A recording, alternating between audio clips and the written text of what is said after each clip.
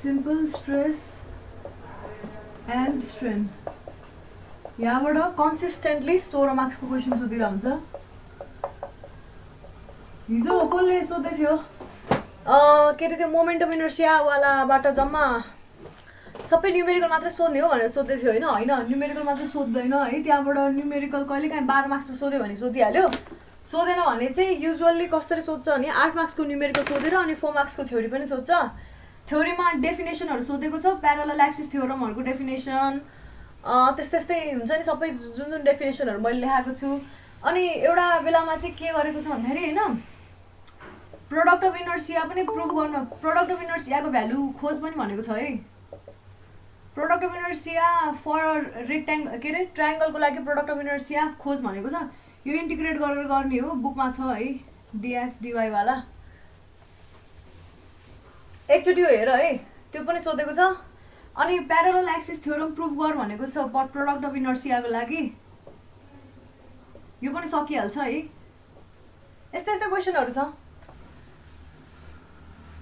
बुकमा, हेर्नु नि। यहाँबाट पनि थ्योरी सोधिरहन्छ है, थ्योरी पार्ट नै सोधिरहन्छ, न्युमेरिकली सोधिरहन्छ। युजुअली 8 मार्क्सकोदेखि 4 देखि 8 मार्क्स थ्योरी सोध्छ अनि 8 मार्क्सको न्युमेरिकल सोध्छ क्या, कन्फर्मै होइन, त्यस्तो सोध्छ। अब पहिला सुरु, अब हामी यो च्याप्टर सुरु गर्नु अगाडि पहिला फोर्सको कुनै पनि बडीमा कस्तो खाले इम्प्याक्ट हुन्छ हेरौँ है। यस्तो फोर्स छ होइन, यस्तो बडी छ देखिरहेछ नि होइन, कुनै यस्तो बडी छ। ल मैले अहिले यसरी यो बडीलाई बनाएँ र यसरी फोर्स लगाएर अहिले ल भने यो बेलामा कस्तो खाले इफेक्ट देखेला, यो बडी तन्किन खोज्ला है, सर्टन हदसम्म एउटा तन्किन खोज्ला यो बडी होइन। त्यसै गरी अब मैले यहाँनिर यसरी थिच्न खोजेर यो बडीलाई यसरी थिचेँ अरे भने यो बडी कम्प्रेस हुन खोज्ला एउटै साइडबाट मात्रै। ल यो रिजिड यसरी यहाँनिर यो रिजिड बेस छ भने होइन, एउटा इफेक्ट कस्तो देख्यो, एउटा इफेक्ट टेन्सन अथवा त्यही भएर तन्किन खोज्यो, अर्को इफेक्ट कम्प्रेसन देख्यो होइन। अब अर्को इफेक्ट कस्तो देखेला भन्दाखेरि यो बडीलाई हेर, यो बडी एकदम फिक्स छ है यहाँनिर। एउटा मैले ठ्याक्क मुनिबाट यताबाट फोर्स लगाएँ, अर्को यताबाट फोर्स लगाएँ भने यो बडी कस्तो हुन खोज्ला, यसरी टियर हुन खोज्ला नि, कुनै एउटा मिड पोइन्टतिर टियर हुन खोज्ला। यो फोर्सले उतातिर पुस गरेर यो फोर्सले यतातिर पुस गरेर च्यात्न खोज्ला। अथवा तिमी पेपरलाई इमेजिन गर, यो बोर्ड नै पेपर हो भने मैले यसरी हात राखेर एउटा यतातिर अर्को यतातिर गर्न खोजेँ भने त्यो पेपर यसरी च्यातिन खोज्छ है, त्यो भयो सियरिङ इफेक्ट भयो त्यो होइन। अब अर्को इफेक्ट कस्तो होला हेर न, फोर्स मैले यसै गरी लगाइराखेँ, अघि पनि यस्तो फोर्स थियो नि कम्प्रेसन फोर्स, तर मैले अब त्यो बडी अथवा त्यो प्लेनलाई चाहिँ चेन्ज गरिदिएँ।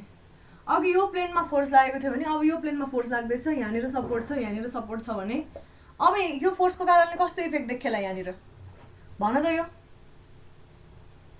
कस्तो इफेक्ट देखेला यो भन्न सकिन्छ नि। अगाडि न्युमेरिकल गराए त त्यत्रो बेन्डिङ इफेक्ट देखिन्छ नि, हल्का बेन्ड हुन खोज्ला। अर्को के भयो बेन्डिङ इफेक्ट, फोर्स सेम छ है, फोर्सको डिरेक्सन सेम छ, म्याग्निट्युड पनि सेमै छ, खालि प्लेन फरक हुन साथै त्यसको इफेक्टै फरक देखियो यहाँनिर।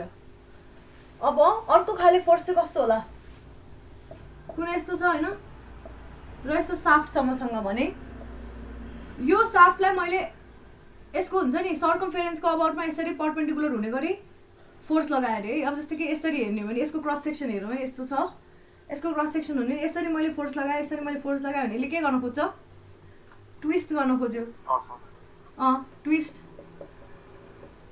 ट्विस्ट अथवा टोर्सन इफेक्ट देखाउने रहेछ।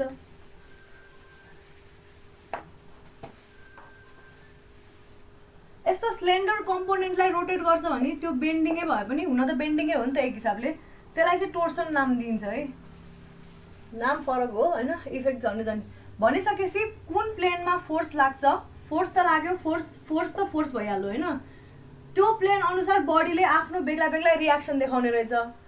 र अर्को कुरा चाहिँ के भन्दाखेरि बडीले जहिले पनि एक्सटर्नल फोर्स कुनै अप्लाई हुन्छ भने बडीले के क्रिएट गर्छ, इन्टर्नल जुन त्यो मोलिकुलर एरेन्जमेन्ट अथवा कोइजी फोर्सहरू जुन हुन्छ बडीमा, त्यो फोर्सेसको कारणले के जेनेरेट हुन्छ भन्दाखेरि बडीमा इन्टर्नल रेजिस्टेन्स जेनेरेट हुन्छ।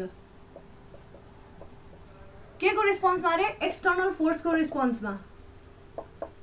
एक्सटर्नल फोर्स छ भने त्यो फोर्स लाउँदाखेरि यस्तो कुनै इन्टर्नल रेजिस्टेन्सहरू बडीले जेनेरेट गर्छ, के फ्याक्टरले होला, कोइजिभ फोर्स, एडिजिभ फोर्स, के को कारणले, अथवा त्यसकै योसँग अहिले जियोमेट्रीसँग सरोकार छैन है। मैले अस्ति भनेको थिएँ जियोमेट्री अब सिध्यो, जियोमेट्रीको कारणले मोमेन्ट अफ इनर्सियाहरू त्यो सिध्यो। अलिअलि होला त्यो टर्महरू पछाडितिर कसरी कनेक्ट हुन्छ त्यो हेरौँला होइन। तर बडीको इन्टर्नल आफ्नै मोलिकुलर कम्बिनेसन अथवा त्यो एडिसिभ फोर्सहरूको कारणले उसले जुन रेजिस्टेन्स जेनेरेट गर्छ, यो पर युनिट एरिया जुन यस्तो रेजिस्टेन्स जेनेरेट गर्छ होइन, रेजिस्टेन्स पर युनिट एरिया, यसलाई नै हामीले के नाम दिने रहेछौँ भन्दाखेरि स्ट्रेस नाम दिने रहेछौँ। अब मलाई एउटा कुरा भन, स्ट्रेस बुझ्यो होला, बाई डेफिनेसन त बुझ्यो होइन। भनिसकेपछि अब कस्तो होला स्ट्रेस भनेको, हामीले स्ट्रेसलाई नाप्न मिल्ला, फोर्सलाई त नाप्न मिल्छ। हामीले कति अप्लाई गर्छौँ, जस्तो कि लोडिङ गर्यो, कुनै एउटा क्युब छ भने यसरी कम्प्रेसिङ मसिन ल्याएर होइन, यसरी पुरै कम्प्रेसन फोर्स लगाएर डायल गेजमा रिडिङ हेरेर पुरै हुन्छ नि कति कति लोड लाग्यो भनेर फोर्स हेर्न मिल्यो एफ। यो बडीमा जेनेरेट हुने स्ट्रेन निस्किन्छ त, स्ट्रेस निस्किन्छ त, हाम्रो स्ट्रेन त देखिएला, स्ट्रेनको कुरा एकछिनमा आउँछ। स्ट्रेस नाप्न सकिन्छ त डाइरेक्टली क्या, त्यस्तै गरी डायल गेजहरू युज गरेर सकिँदैन, किनभने हजुर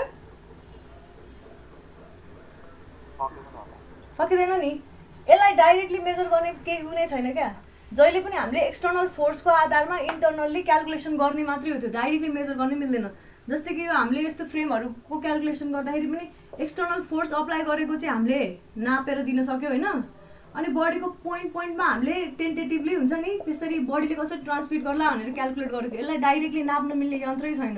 यसलाई नाप्नको लागि हामीले के नै गर्नुपर्छ, एक्सटर्नल लोडकै टर्ममा त्यसलाई नाप्ने हो क्या, एक्सटर्नल फोर्सकै टर्ममा नाप्ने हो। बडी ब्यालेन्समा छ भने एक्सटर्नल फोर्स र इन्टर्नल फोर्स बराबर भयो भनेर बुझ्न पाइयो नि त। त्यस्तै जस्तै कि बडी यो अझै पनि ब्यालेन्समा छ होइन, यो अझै पनि ब्यालेन्समा छ, इक्विलिब्रियममा छ भनेर मानिसकेपछि बल्ल त सल्भ भएको हो यो होइन र। इक्विलिब्रियममा छ भनेर मानिसकेपछि बल्ल सल्भ भएको होइन, मतलब एक्सटर्नल फोर्स जति छ ओभरअल इन्टर्नल फोर्सहरूले त्यति नै जेनेरेट गर्ला भन्ने अज्युम गरेर त हामीले यसलाई सल्भ गरेको हो। तर एउटा कुनै यस्तो पोइन्ट आउला जहाँ चाहिँ इक्विलिब्रियम अफ बडी मेन्टेन नहोला, एकदम धेरै फोर्स लगाएर यो चाहिँ क्रम्बलै हुन खोजेर यसरी कतै यतातिर फोर्स लागेर होइन क्रम्बलै हुन खोजेर यस्तो स्ट्रक्चर बनाउनु मिल्यो भने अब हामीले यहाँनिर यसको कति डिस्प्लेस भएको छ यो बडी भनेर एङ्गलको टर्ममा अथवा लिनियर डिस्प्लेसमेन्ट यो पनि क्यालकुलेट गर्न मिल्यो नि त होइन। यो पनि क्यालकुलेट गरेर अब चाहिँ कस्तो हुने रहेछ, स्ट्रेस जति आयो र जति डिफर्म भयो त्यसलाई पनि स्ट्रेसको टर्ममा लेख्ने हो भने त्यो चाहिँ अब एक्सटर्नल फोर्स बराबर हुने भयो नि त। एक्सटर्नल फोर्स चाहिँ greater than internal stress, internal force भनौँ न, external force greater than internal force भइसकेपछि त्यो इन्टर्नल फोर्सको सर्टेन पार्ट एक्सटर्नल फोर्सको सर्टेन पार्ट चाहिँ इन्टर्नल फोर्सले लियो, त्यसले नसकेको चाहिँ बडी डिफर्म भएर अनि त्यो इफेक्ट देखिने भयो नि त होइन। त्यही भएर भनेपछि external force is equal to internal force plus त्यो डिफर्मेसनको कारणले आउने फोर्स, त्यो डिफर्मेसनको कारणले आउने फोर्स है त्यो बराबर हुने भयो क्या सेकेन्ड केसमा चाहिँ। भन्नाले कहिले पनि स्ट्रेसलाई डाइरेक्टली चाहिँ नाप्न सकिँदैन, इन्डाइरेक्टली नाप्न सक्यो त्यसरी फोर्सेसहरूको टर्ममा अथवा त्यो एक्सटर्नल फोर्सेसहरूको कारणले देखिने इफेक्टको टर्ममा नाप्न सक्यो भने डाइरेक्टली स्ट्रेसलाई चाहिँ नाप्न सकिँदैन। भनेपछि अब पहिला सुरु स्ट्रेसको डेफिनेसनबाट सुरु गरौँ है त, लेख है मसँगै। स्ट्रेस भनेको के रहेछ मैले नोट युज गरेँ है। यो सबै बुझ्नु अगाडि मैले फेरि एकचोटि 3S रिमाइन्ड गरेँ है। 3S के हो रे, स्ट्रेङ्थ अफ मटेरियलको मूल मन्त्र भनेर 3S भनेको थिएँ, मलाई भन त ल के हो। ए नचाहिने कुरामा के टाइम लस गर्नु है। Strength, stiffness, stability, exactly strength, stiffness, स्टेबिलिटीकै स्टडी हो सबै हो भनेको है। अब यो स्ट्रेसले के दिन्छ, स्टेबिलिटी, स्ट्रेङ्थ, स्टिफनेस कसरी रिलेट हुन्छ भनेर देखिन्छ है स्टिफनेससँग। ल स्ट्रेसको डेफिनेसन लेख है। It is the internal resistance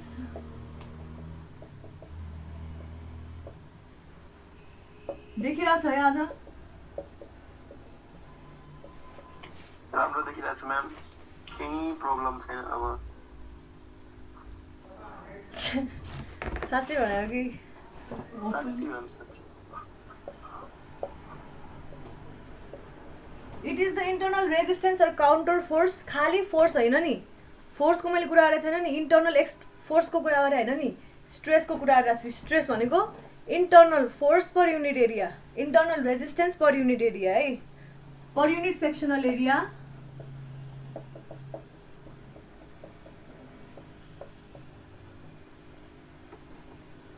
per unit sectional area होइन, offered by the body to the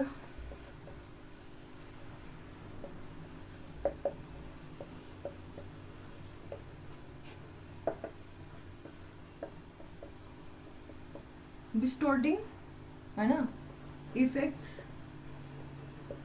of an external force or load. यही होइन. अघि भर्खर मैले के भनेको थिएँ, जबसम्म बडीले रेजिस्ट गर्न सक्छ त्यसकै stress generate, certain amount of stress generate गरेर रेजिस्ट गर्ला. एउटा पोइन्ट यस्तो हुन्छ, इन्टरनल स्ट्रेसले पनि धान्न नसक्ने भइसकेपछि त्यो बडीमा के देखिन थाल्छ, फोर्सको कामै डिस्टर्टिङ इफेक्ट क्रिएट गर्नु हो. त्यो डिस्टर्टिङ इफेक्ट चाहिँ भिजिबल हुन थाल्छ क्या. यो भयो है. अब यसलाई केले डिनोट गरिन्छ, सिग्माले है. अब यसको सानो एक्सप्रेसन जस्तो लेखौँ. यो सानो एक्सप्रेसन लेखाउनुको रिजन चाहिँ खासै मलाई अब sigma equal to F by already थाहा छ. एक दुईवटा कन्सेप्टसँग फ्यामिलियराइज गराउनको लागि मैले एउटा सानो एउटा के भन्छ त्यसलाई कन्सेप्चुअल कुरा लेखाउँछु है यहाँनिर. सायद डेफिनेसन लेख्यो होला है. कुनै हामीसँग एउटा यस्तो खाले बडी छ अरे होइन, यहाँनिर यसरी पी फोर्स लागेको छ अरे भनेदेखिबाट यो बडी यस्तो छ, सँगसँगै बनाऊ है. मैले सिधा चाहिँ कहिले लेख्न नजान्ने भयो क्या.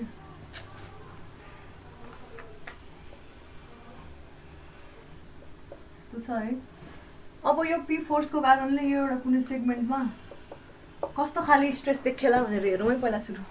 यो सेगमेन्टको नाम डेल्टा ए भने यो सेगमेन्टमा यो फोर्सको सानो कम्पोनेन्ट डेल्टा एफ लाग्छ भनेर माने, अथवा internal resistance delta F generate भयो भनेर, मतलब फोर्स इक्वल्स रेजिस्टेन्स भयो नि. अहिले यो बडी ब्यालेन्समा हुने भने यो केसमा हामीले के लेख्न सक्छौँ, एक्सप्रेसन के लेख्न सक्यो, sigma is equal to limit delta A tends to 0. लिमिटको टर्म्समा लेख्ने हो भने delta F by delta A हुने भयो. लिमिटको टर्म्समा लेख्ने हो भने एकदम सानो सानो न सानो टर्म एरियाको टर्ममा लेख्ने हो भने. र यो एक्सप्रेसनले के देखाउनु खोज्छ, यो एक्सप्रेसनले के देखाउनु खोज्छ भन्दाखेरि हाम्रो जुन यो सिग्मा भन्ने कुरो छ नि, यो चाहिँ हरेक पोइन्ट हरेक एरियामा भ्यारी गर्दो रहेछ. यो पोइन्टमा आउने स्ट्रेस र यो पोइन्टमा आउने स्ट्रेस सेम नहुने रहेछ, हो कि न. यसले त यही भनौँ नि त. भनिसकेपछि अब यसलाई अझ फर्स्ट प्रिन्सिपल लाउँ है. फर्स्ट प्रिन्सिपल अफ डेरिभेटिभ्स भनौँ न. अझ भनिसकेपछि कस्तो हुने भयो भन्दाखेरि sigma is equal to DF by DA लेख्न पाइयो नि त फर्स्ट प्रिन्सिपल लगाएर. अब यसलाई मैले फर्दर सल्भ गर्ने हो भने DF is equal to sigma DA हुने भयो. दुवैतिर इन्टिग्रेसन लगाइदिएँ अरे मैले. भनिसकेपछि सिग्मा पनि भेरिएबल भयो, हो कि न. यो पनि आफैमा झन् डिए भने त अझ भेरिएबल, डेफिनेटली भेरिएबललाई इन्डिकेट गर्यो. यो पनि भेरिएबल भयो. अब यसलाई हामीले कसरी सल्भ गर्ने त, यो गर्न नसकेको हुनाले यो गर्न एकदमै झन्झटिलो, हरेक पोइन्टको स्ट्रेसहरू हेरेर बस्नलाई एकदमै झन्झटिलो भएको हुनाले हामीले के गर्छौँ भन्दाखेरि एउटा क्रस सेक्सनमा चाहिँ सिग्मालाई चाहिँ के मान्छौँ, कुनै एउटा क्रस सेक्सनको सिग्मा भ्यालु भन्नाले के मान्छौँ भन्दाखेरि त्यो सेक्सनको एभरेज स्ट्रेस मान्छौँ भन्नाले के लेखौँ भन्दाखेरि यहाँनिर के लेखौँ भन्दाखेरि दिस shows that stress के हुन्छ, stress at each elementary area can be different. can be है, हुनै पर्छ भन्ने छैन, तर हुन चाहिँ सक्छ. in order to ease calculation. त्यो त इम्पोसिबलै हो क्या. हरेक पोइन्टको अहिलेसम्म कति कुरालाई जेनरलाइज गरेर छ, यो त एकदम भ्यालिड कुरा हो क्या. In order to is calculation we assume sigma to be average stress for a section भने मैले सेक्सन भनिसकेपछि अब चाहिँ बल्ल के गर्नु लास्टको लाइन पढ्नु त म्याम हजुर लास्टको in order to ease calculation we assume sigma to be average stress for a section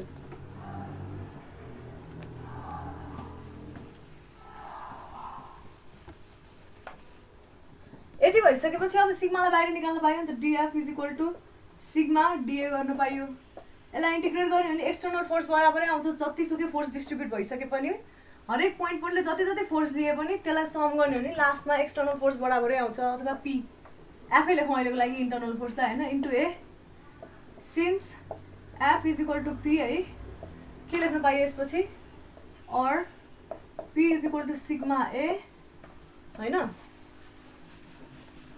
यति भइसकेपछि sigma is equal to P by A हुने रहेछ अब फोर्सको युनिट न्युटन एरियाको युनिट मिटर स्क्वायर युनिट्स के हुने भयो newton per meter square standard unit भयो यो यसलाई के पनि भन्छ पास्कल भन्छ हो के न अब एउटा कुरा के लेख्छ न्युटन पर एमएम स्क्वायर भनेको कति हुने रहेछ एउटा एमएममा कति मिटर हुन्छ 1000 हुन्छ होइन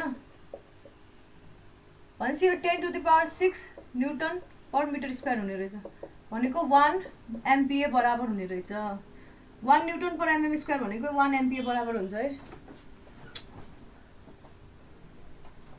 क्याल्कुलेसनमा एकदम न्युटन पर एमएम स्क्वायरमा हाम्रो क्याल्कुलेसन आएर हुन्छ क्या तिमीहरूले स्ट्यान्डर्डाइज गर्नु पर्यो भने 10⁶ न्युटन पर मिटर स्क्वायर हाल्दा हुन्छ क्या है त एउटा एमएमले 3 वटा डिजिट दिने भयो एमएमलाई मिटरमा कन्भर्ट गर्दा 3 वटा डिभाइड गर्नु पर्यो डिभाइड गरेपछि माथि गयो इन्टु 3 वटा डिजिट भयो 1000 इन्टु 1000 भयो क्या ल यो भयो है अब हामी टाइप्स अफ स्ट्रेस टक टक टक टक टक अघि जुन फोर्सेसहरूको इफेक्ट जुन हेऱ्यौँ नि त्यही नै हो नि त स्ट्रेस भनेको अब होइन त्यो गर्नुभन्दा अगाडि के गरौँ भन्दाखेरि होइन स्ट्रेस भनेको कस्तो खाले क्वान्टिटी होला कस्तो क्वान्टिटी होला भेक्टर स्केलर के होला भन त गेस गर मतलब भन्नेले स्केलर भन्छ तर त्यो खासमा टेन्सर क्वान्टिटी हो क्या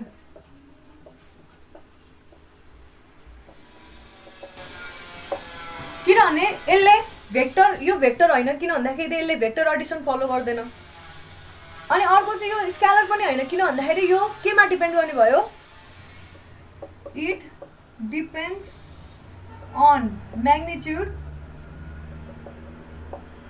डिरेक्सनमा पनि डिपेन्ड गर्ने भयो अनि अर्को केमा डिपेन्ड गर्ने भयो अहिले मैले के भनिरहेको थिएँ सबसे फर्स्टमा फोर्सको इफेक्ट देखाउँदाखेरि सबसे इम्पोर्टेन्ट पोइन्ट के भनिरहेको थिएँ भन त एन्ड केमा डिपेन्ड गर्ने रे अर्को कुरा the plane in which it is acting त्यो प्लेन पनि डिफाइन गर्न एकदम जरुरी छ त्यही भएर यो टेन्सर क्वान्टिटी हो डिग्री 3 टेन्सर क्वान्टिटी भन्छ है मतलब 3टा कुरामा डिपेन्ड गर्ने डिग्री 3 भेक्टर भनेको डिग्री 2 टेन्सर क्वान्टिटी हो होइन स्केलर भनेको डिग्री 1 टेन्सर क्वान्टिटी नै भन्छ तर यो अब एकदम सिम्पली भन्नुपर्दा यति यसको कारणले चाहिँ स्ट्रेसलाई टेन्सर क्वान्टिटी भन्छ अथवा 3 डिग्री टेन्सर क्वान्टिटी 3 डिग्री टेन्सर क्वान्टिटी भनेर लेख्दा भयो है ल अब हामी टाइप्स अफ स्ट्रेस हेरौँ next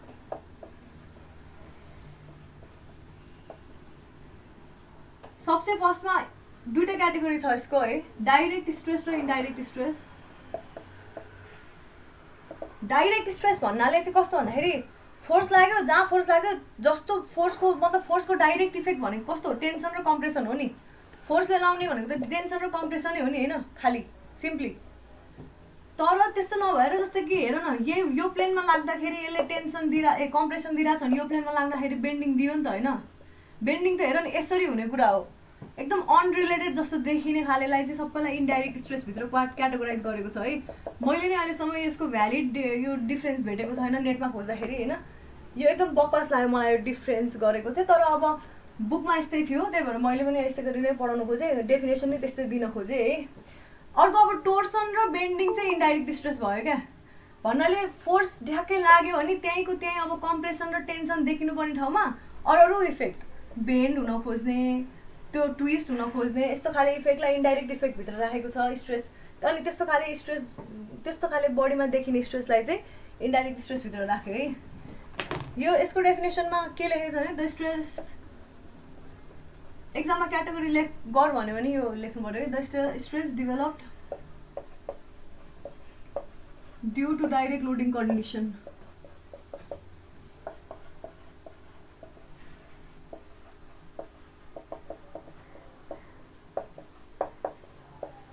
it's called direct stress.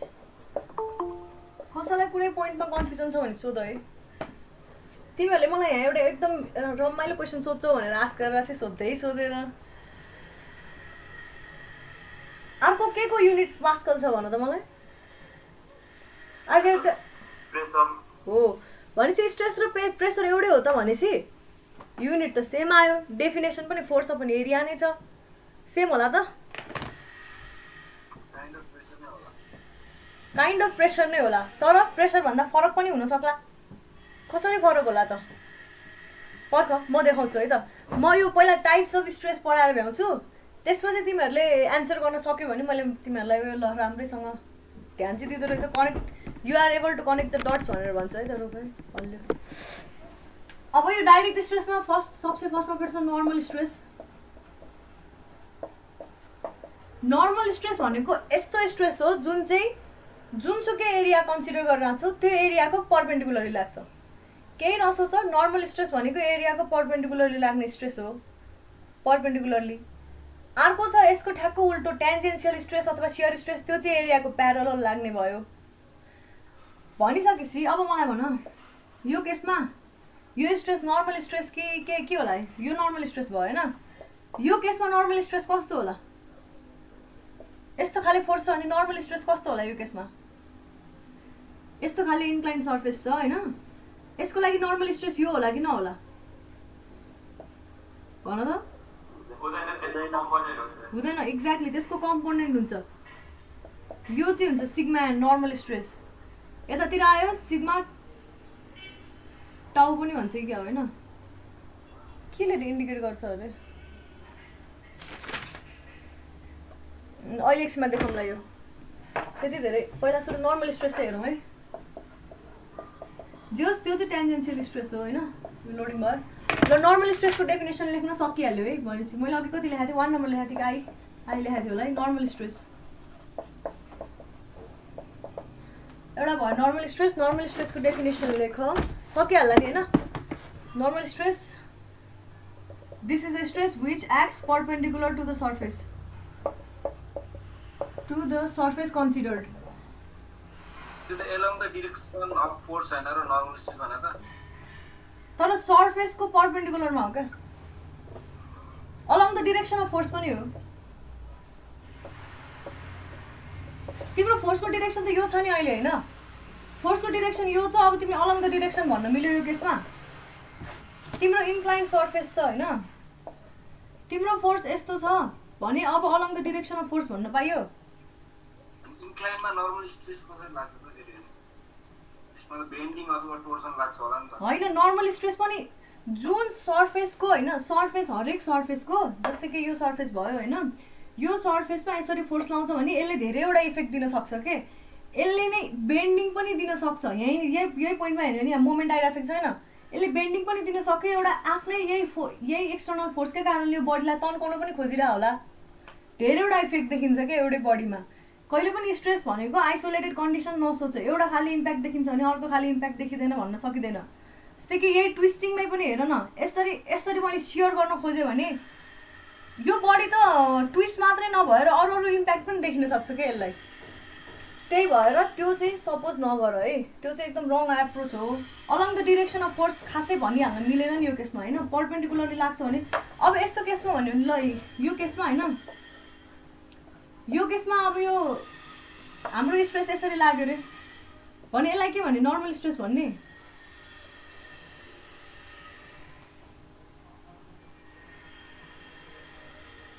किन भन्ने? नर्मल स्ट्रेस भन्छ नि त्यो इलोङ्गेट हुन्छ नि, त्यो हुन्छ हैन र। यस्तो सर्फेस मान्यो भने यसलाई नर्मल स्ट्रेस भन्न पाइयो, यस्तो सर्फेस मान्यो भने यसलाई नर्मल स्ट्रेस भन्न पाइयो। यो यसलाई नै सपोज त अब कसरी यो क्रस सेक्सन हैन यो पुरैको लागि यो सर्फेसलाई मान्यो भने यसलाई नर्मल स्ट्रेस भन्न पाइन्छ यो केसमा खाली त्यसले इफेक्ट देखाउँछ कि देखाउँदैन भन्ने कुरा हो हैन भनेपछि इफेक्टलाई पनि डिफाइन गरौँ है एकचोटि बुकमा इफेक्टलाई पनि डिफाइन गरेछ which acts perpendicular to the surface and के गर्ने रहेछ के पनि गर्ने रहेछ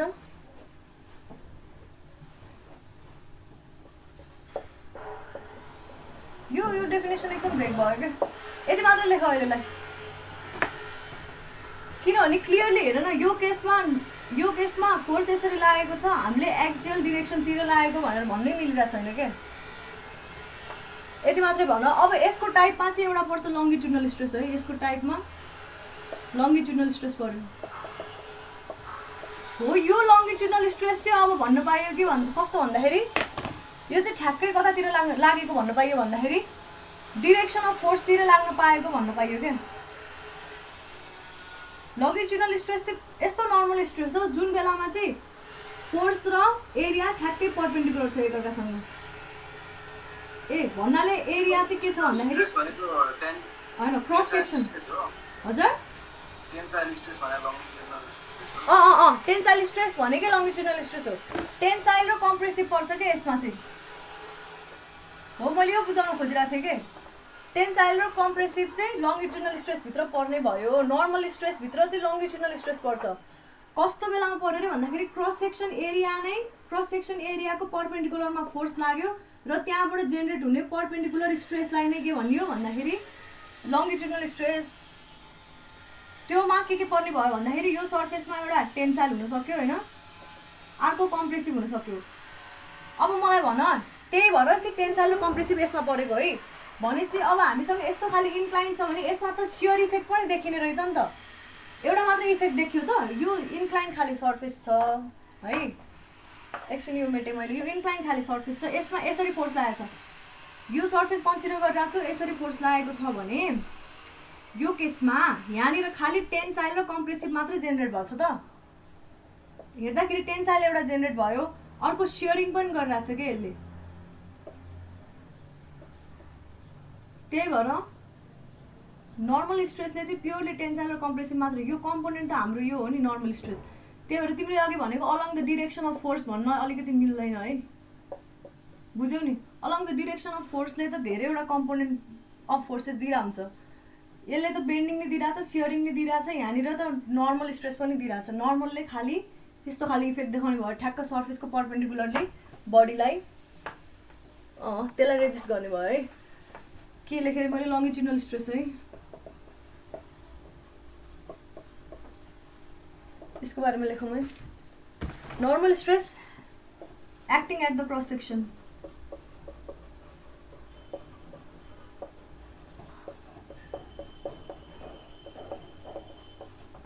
cross section or longitudinal axis along longitudinal axis longitudinal axis भनेको कस्तो हो longitudinal axis भनेको कस्तो हो भन त मलाई हो अब अघि भर्खरै मैले देखाएको केसमा किन यो नर्मल स्ट्रेस चाहिँ त्यो हुन गएन भन्ने कुरा देखाउन लागिरहेको थिएँ मैले यहाँ हामीसँग यस्तो छ यो बडीको लङ्गिट्युडनल एक्सिस कुन हुने भयो सबैभन्दा लङ्गेस्ट एक्सिसतिरबाट चट्ट क्रस सेक्सनको मिड पोइन्टलाई जोड्दै जोड्दै जोड्दै लग्यो भने लङ्गिट्युडनल एक्सिस फर्म भयो यस्तो खाले बडी छैन मसँग यस्तो ट्युबुलर बडी छ यस्तो खाले है सिधा छैन यस्तो भने हरेक क्रस सेक्सनको मिड पोइन्ट जोड्दै गएर यसरी जुन बनाए यसलाई के भन्यो लङ्गिट्युडनल एक्सिस भन्यो हैन देखिरहेछ है लङ्गिट्युडनल एक्सिस भन्यो भनेदेखि अब यो लङ्गिट्युडनल एक्सिसकै अलङमा फोर्स लाग्छ भने लङ्गिट्युडनल एक्सिसकै अलङमा फोर्स लाग्छ भने यस्तो बललाई चाहिँ बल्ल लङ्गिट्युडनल स्ट्रेस भनियो र लङ्गिट्युडनल फोर्स लाग्छ अनि त्यसको कारणले इन्टर्नल बडीमा जस्तो स्ट्रेस जेनेरेट हुन्छ त्यसलाई चाहिँ लङ्गिट्युडनल स्ट्रेस भनियो अब त्यसले देखाउन सक्ने भनेको दुई खालको इफेक्ट हो एउटा टेन्सन इफेक्ट अर्को कम्प्रेसन इफेक्ट भयो र यो दुईटालाई प्रिभेन्ट गर्न खोज्ने इन्टर्नल स्ट्रेसलाई नै के भनियो भन्दाखेरि लङ्गिट्युडनल स्ट्रेस भनियो यो दुईटा इफेक्टलाई प्रिभेन्ट गर्न खोज्ने बुझ्यो है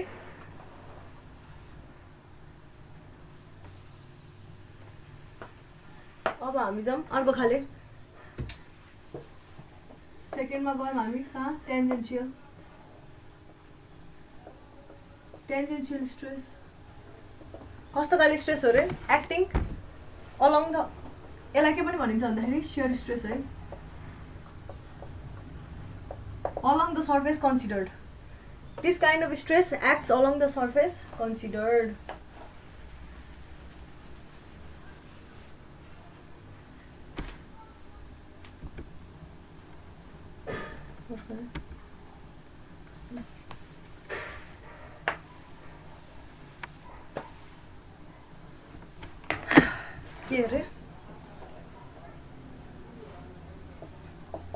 Stress which acts parallel / tangential.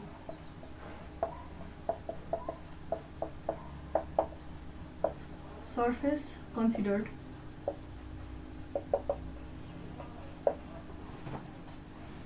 Is known as shear stress.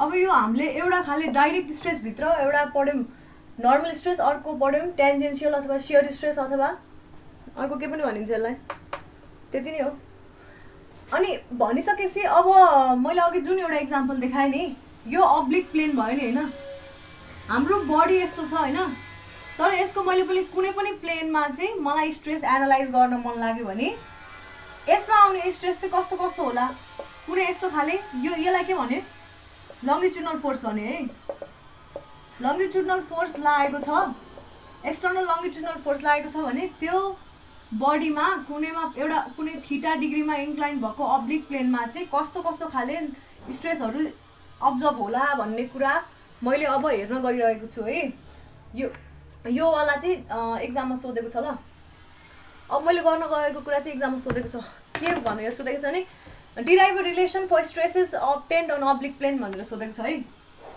के अरे stresses on oblique plane हैन म्याम त्यो शियरिङ स्ट्रेस र बियरिङ स्ट्रेस भन्ने त्यो आउने बाइक छ बियरिङ स्ट्रेस आउने बाइक छ हैन शियरिङ स्ट्रेस अहिले बुझन है यो सकिन साथै यो डेरिभेसन सकिन साथै म त्यो बुझाइहाल्छु ल एक्सियल लोडिङ भनेको के भनेको थिएँ मैले लङ्गिट्युडनल लङ्गिट्युडनल एक्सिसको अबाउटमा लाग्छ भने त्यसलाई एक्सियल स्ट्रेस भन्छ है एक्सियल लोडिङ भन्छ है लङ्गिट्युडनल एक्सिसको अबाउटमा लाग्छ भने अलङमा भनौँ न एक्सियल लोडिङको कन्डिसनमा कुनै पनि एउटा अब्लिक प्लेनमा कस्तो खाले स्ट्रेस अब्जर्भ होला यो क्वेसन सोधेको छ मलाई याद छैन 4 कि 6 मार्क्समा कति मार्क्समा सोधेको छ तर सोधेको छ है एक दुई चोटि ल अब हामी के गरौँ भन्दाखेरि सबसे फर्स्टमा एउटा यस्तो खाली बडी लिउँ है जहाँनिर चाहिँ कस्तो फोर्स लागेको छ भन्दाखेरि कुनै एउटा सेगमेन्टमा पी फोर्स लागेको छ यतापट्टि जस्तो फोर्स लागे पनि भयो फरक परेन पी ड्यास यतातिर पी ड्यास भने पनि भयो अथवा यतातिर पी ड्यास भने पनि भयो फरक पर्दैन है अब लेखौँ है ल्याङ्ग्वेज लेखौँ है अब यहाँनिर एउटा प्लेन कन्सिडर गरौँ है जुन चाहिँ थीटा डिग्रीमा इन्क्लाइन छ भनेर equal amount of force apply गरौँ ल ठ्याक्कै एक्सटेन्ड गर्नको लागि सजिलो हुन्छ र यसको एरियालाई मैले ए ड्यास माने रे यसको क्रस सेक्सनल एरियालाई मैले ए मानेको छु है यसको नाम मैले सी र डी दिएँ हैन सी र डी दिएँ रे यसको इन्क्लिनेसन थीटा दिएँ ल भनेदेखि consider an inclined surface CD as shown whose area inclined area है त्यो inclined area के area भनेको inclined area is equal to a dash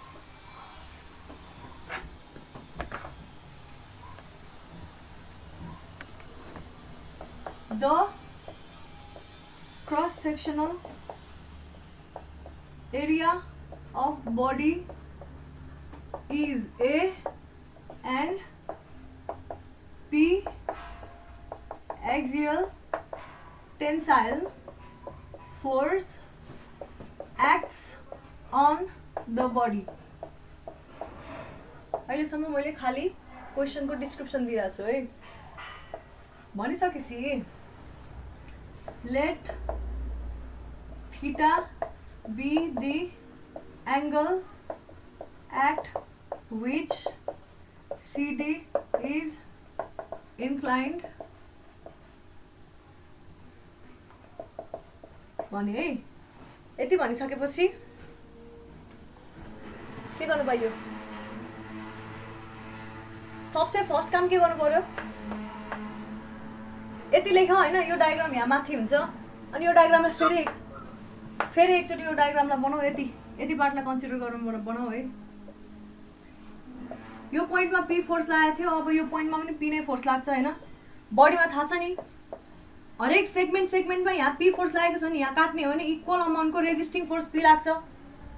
यो सेगमेन्टमा काट्ने हो भने यो फोर्स यसरी हेर्ने हो भने हैन, अघि मैले यो सेगमेन्टमा काटेँ, अब मैले यो सेगमेन्टमा काट्दैछु भने यहाँनिर पी फोर्स हेरिरहेको छु राइटबाट भनेदेखि यसलाई लेफ्टबाट राइटतिर जाँदै गर्दाखेरि पी फोर्स हेरिरहेको छु भने यो सेगमेन्टमा पनि पी फोर्सको equal amount of resisting force आउँछ भनेर मान्न पाइयो।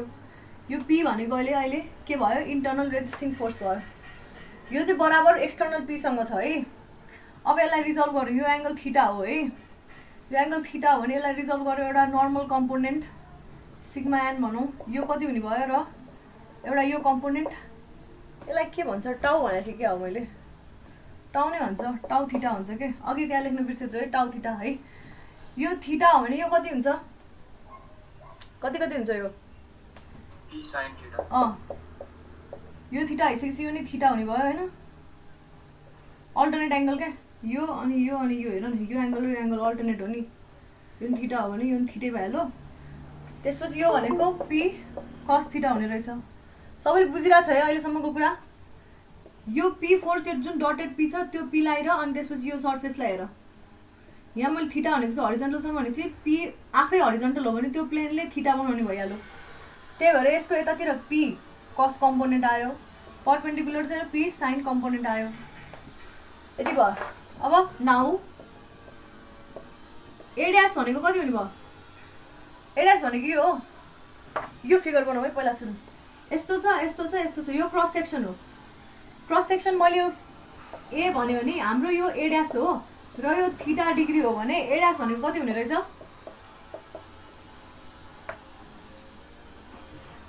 साइन थीटा लिउ is equal to A by A dash हो।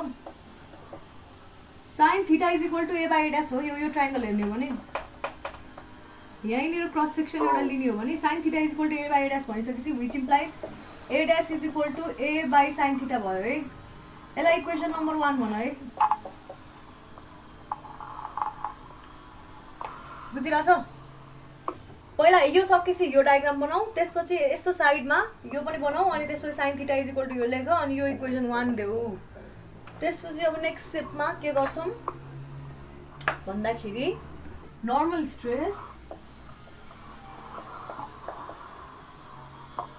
स्ट्रेसलाई मैले के भनेको छु? सिग्मा एन अथवा सिग्मा थीटा भनेको है। थीटा डिग्रीमा इन्क्लाइन छ भने सिग्मा थीटा भनौँ इज इक्वल टू के हुने भयो भन्दाखेरि पी कुन फोर्स छ नर्मलतिर?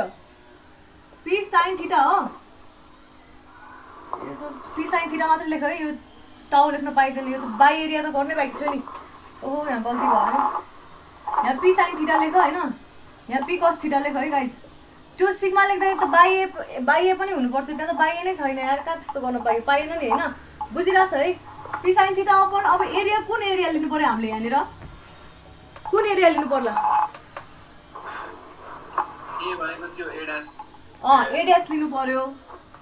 ए ड्यासकोमा हामीलाई फोर्सेस चाहिएको छ नि त, इन्टर्नल स्ट्रेस चाहिएको छ भनिसकेपछि ए ड्यास नै लिनु पर्यो र त्यहाँतिर ए ड्यासमा ठ्याक्कै नर्मली लाग्ने फोर्स भनेको पी साइन थीटा हो र टेन्जेन्सियली लाग्ने फोर्स चाहिँ पी कस थीटा हो। त्यो अघिको स्ट्रेस देखाएको मिलेन है, त्यो स्ट्रेस देखाउन पाइँदैन, एरियाले डिभाइड नगरेको पनि देखाउन पाइँदैन भनिसकेपछि अब ए ड्यासको भ्यालु हाल्न इक्वेसन 1 बाट। ए ड्यास भनेको के छ? ए बाई साइन थीटा। त्यो बाई साइन थीटा माथि आयो। बुझिन्छ यो लेखेको? अथवा यसै गरौँ न ल, ए बाई साइन थीटा नै भयो होइन इज इक्वल टू हजुर म्याम ए ड्यास होला नि त्यो A dash P by A dash भनेको सिग्मा ड्यास होला नि ए ड्यास को भ्यालु लेखेको त्यहाँ ए ड्यास को भ्यालु हो त्यो इक्वेसन 1 बाट ए ड्यास को भ्यालु मैले लेखे हैन कोलाई फास्ट भयो रे भन न भन फास्ट भयो भने भन म स्लो डाउन गर्छु के फास्ट भएको हो पहिला सुरु के गरे रे मैले p लाई रिजर्भ गरे p cos थीटा र p sin थीटा मा है त्यसपछि के गरे a ड्यास निकाले a ड्यास भनेको a बाइ sin थीटा आयो त्यसपछि मैले नर्मल स्ट्रेस को फर्मुला लेखे p sin theta by a dash अब यो a ड्यास को ठाउँमा a बाइ sin थीटा हाले मैले अब यो हालिसकेपछि कस्तो आउँछ भनेर हेर्न खोज्दै छौ है बुझिरा छ हो गाइस छिटो भयो भने भन है मलाई आफैलाई होस हुँदैन क्या मैले कुन बेलामा स्पिड बढाएँ भनेर p sin थीटा अब इन्टु यो sin थीटालाई माथि लगाउँ है upon a is equal to p sin square theta upon a हुने रहेछ नर्मल स्ट्रेसको फर्मुला यो रहेछ ए चाहिँ क्रस सेक्सन हो भने नर्मल स्ट्रेसको फर्मुला यस्तो हुने रहेछ यसलाई मैले इक्वेसन 2 भने त्यसै गरी अब हामी टेन्जेन्सियल स्ट्रेस निकाल्दै छौं है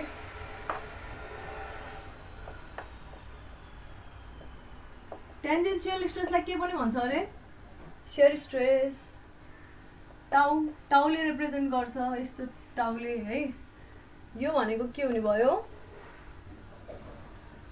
सरफेस जुन कन्सिडर गरेको हो त्यसकै अलङको फोर्स अपन सरफेस जुन कन्सिडर गरेको हो त्यहीको एरिया भनेपछि सरफेस जुन कन्सिडर गरेको त्यसकै अलङको फोर्स भनेको p cos थीटा आथ्यो हाम्रो हैन त हो p cos theta upon a dash भयो है त्यति भइसकेपछि हाम्रो एक्सप्रेसन कस्तो आउने भयो p cos theta upon a by sin theta is equal to p cos theta sin theta upon a भन्न पाइयो अब यसलाई एक स्टेप फर्दर लेख्ने हो भने p by 2a 2 sin theta cos theta बनाएँ मैले is equal to p by 2a sin 2 theta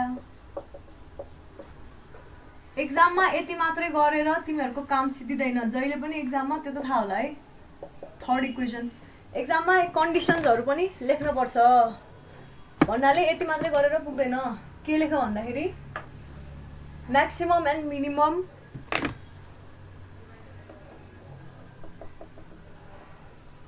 maximum normal and shearing stress कुन बेलामा नर्मल स्ट्रेस म्याक्सिमम होला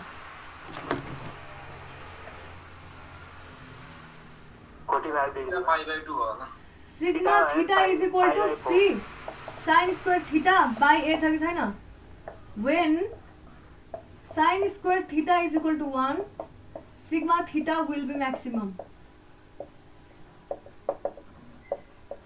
sin square theta is equal to 1 हुनु भनेको के हो sin theta is equal to 1 हुनु हो therefore theta is equal to 90 degree हुनु हो के न therefore के लेख्नु पर्यो भन्दाखेरि थीटा इक्वल्स 90 डिग्री हुनु भनेको के हो यस्तोसँग थीटा थियो भने हाम्रो चाहिँ जुन नर्मल स्ट्रेस छ त्यो चाहिँ ठ्याक्कै क्रस सेक्सनमै लिइन्छ भने त्यो बेलामा चाहिँ जुन स्ट्रेस आउँछ त्यो नर्मल स्ट्रेस चाहिँ म्याक्सिमम हुने रहेछ भन्नाले नर्मल स्ट्रेस कुन बेलामा म्याक्सिमम हुन्छ अरे जब त्यो लङ्गिट्युडनल स्ट्रेस हुन्छ हैन त लङ्गिट्युडनल ठ्याक्कै क्रस सेक्सनमा लाग्ने हो नि त 90 डिग्री हुनु भनेकै क्रस सेक्सनमा हुनु हो so therefore sigma max is equal to sigma when यो भनेको सिग्मा हो नि त अब यसले इम्प्लाई गर्ने sigma theta is equal to p by a हुने भयो नि त हैन इज इक्वल टु सिग्मा हुने भयो कुन बेलामा रे when theta is equal to 90 degree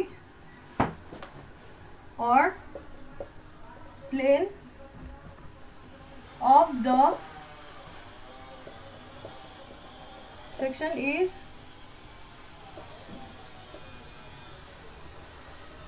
perpendicular to the longitudinal axis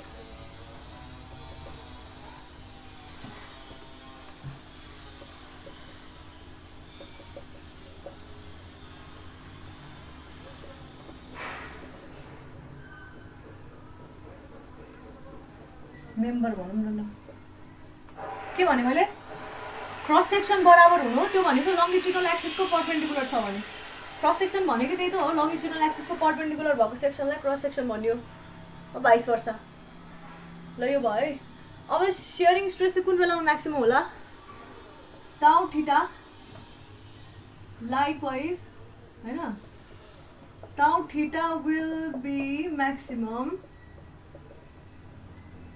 कुन बेलामा when sin 2 theta is equal to 1 which implies 2 theta is equal to pi by 2 which implies theta is equal to pi by 4 अथवा 45 degree हैन त भनिसकेपछि यसरी अनि यो incline छ भने यो केसमा चाहिँ टाउ चाहिँ म्याक्सिमम हुने रहेछ क्या र म्याक्सिमम भ्यालु कति हुने रहेछ म्याक्सिमम भ्यालु टाउ पाई बाई 4 भनेको कति हुने भयो सिग्मा बाई 2 हुने रहेछ पाई बाई 4 मा इन्क्लाइन भएको बेलामा मेटे मैले अब यहाँनिर त्यसै गरी कन्क्लुजन लेख therefore टाउ theta Max is equal to sigma by 2 when theta is equal to 45 degree or the plane of the section is inclined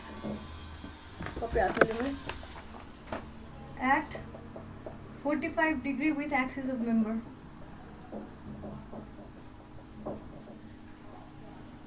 यसलाई further is equal to P by 2 लेख्न पनि पाइयो है यति नै लेख्दियो सेफ साइडमा बस्यो सबै थोक लेख्यो भने जस्तै क्या ल ल यतिसम्म गर्नु पर्यो है एक्जाममा सोध्यो भने 4 मार्क्समा सोध्ला धेरै मार्क्समा सोध्दैन सुई एकैछिनमा भइहाल्छ धेरै गाह्रो छैन अब हामी सी नम्बर हेर्छौँ डाइरेक्ट स्ट्रेसको अर्को के भयो बियरिङ स्ट्रेस सी थियो कि के थियो के भनेको थिएँ मैले आई भनेको थिएँ हो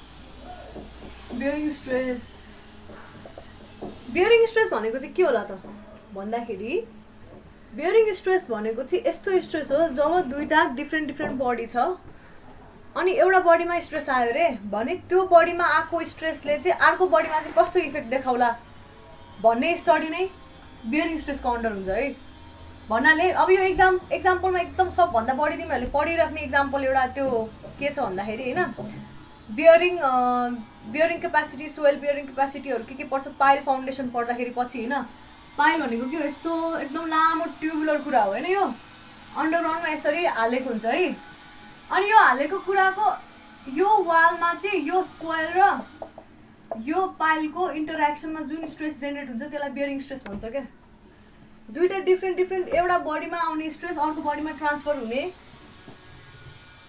अर्को बडीमा ट्रान्सफर भएर अर्को खाले जुन स्ट्रेस जेनेरेट हुन्छ त्यसलाई बियरिङ स्ट्रेस भन्यो यसको अर्को सबभन्दा कमन एक्जाम्पल भनेको के भयो नट बोल्टवाला क्या रिबेट सिस्टम भनौँ है अझ यस्तो खाले नट छ हामीसँग होइन यस्तो खाले नट छ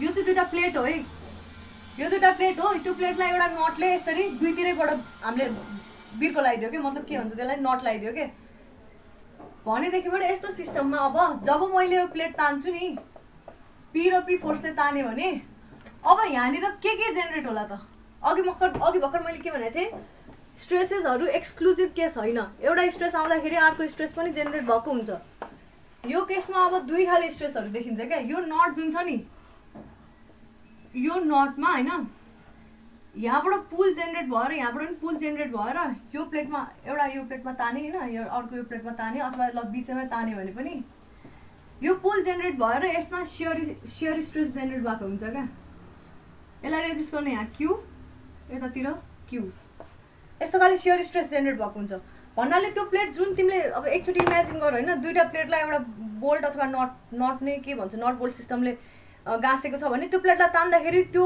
तिम्रो त्यो जुन बिचको नट छ नि होइन जुनले गाँसेको छ त्यो गाँसेको नट नै भाँचिन खोज्ने जस्तो हुन्छ नि बिचमा एउटा कुनै पोइन्टबाट यसरी तान्यो भने इमेजिन गर है।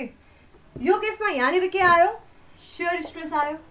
सियर किन भयो भन्दाखेरि हेर फोर्सको ठ्याक्क प्यारललमा हाम्रो इफेक्ट देखिरहेछ भन्नाले अब चाहिँ पिस अफ पेपर जुन अघि मैले भनेको थिएँ नि यो कुनै पिस अफ पेपर हो भने होइन यसलाई मैले यसरी फोर्स लगायो भने यो यसरी च्यात्तिनु पर्छ यहाँबाट। त्यसै गरी अब यो पेपर यसरी सुत्यो होइन अनि मैले यसरी फोर्स लगाउन खोजेँ क्या। अब चाहिँ यो केसमा चाहिँ टक्क यसरी फोर्स लगाउन खोजेँ अनि यसरी यहाँ च्यात्तिन खोज्यो, सियर हुन खोज्यो, सियर हुन खोज्यो भने यहाँनिर आयो एउटा सियर स्ट्रेस होइन, सियर स्ट्रेस आयो। अब यहाँनिर चाहिँ सियर स्ट्रेस आयो, यो प्लेटको कुनै पार्टमा के भन्छ इलङ्गेसन र अब इलङ्गेसन चाहिँ जेनेरेट होला अरे ल मैले माने यहाँनिर। त्यो बाहेक जुन यो बोल्ट र अनि त्यसपछि यो प्लेट जुन गाँसिएको पार्ट छ नि यो पार्ट जस्तै कि यो प्लेट भयो भने होइन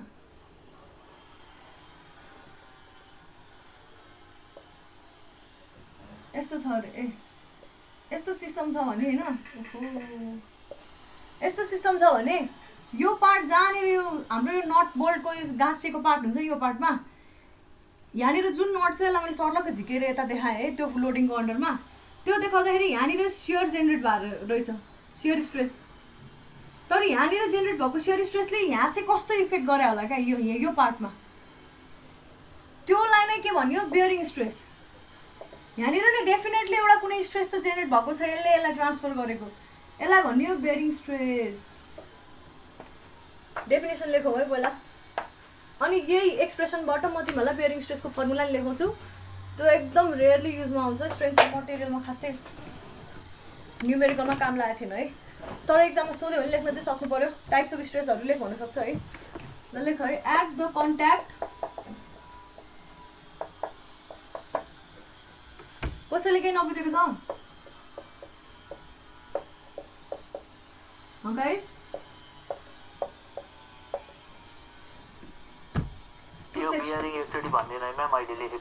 के चाहिँ बियरिङ भनिदिन्छु अहिले त एक्सप्रेसनै लेखेको चाहिँ थाहा पाउँछु। 2 सेक्सन है, दुईवटा बेग्ला बेग्ला सेक्सन्स होइन। के हुन्छ अरे भन्दाखेरि forces acting on one body to another exert compressive हो यो बियरिङ स्ट्रेस प्योरली कम्प्रेसिभ हो नि। फेरि स्ट्रेस नोन एज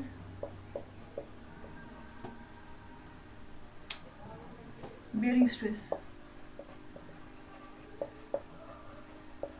कस्तो के भनेर मैले इट इज कमनली कस्तो के फाइन हुन्छ अरे commonly found on a pin and hole connection.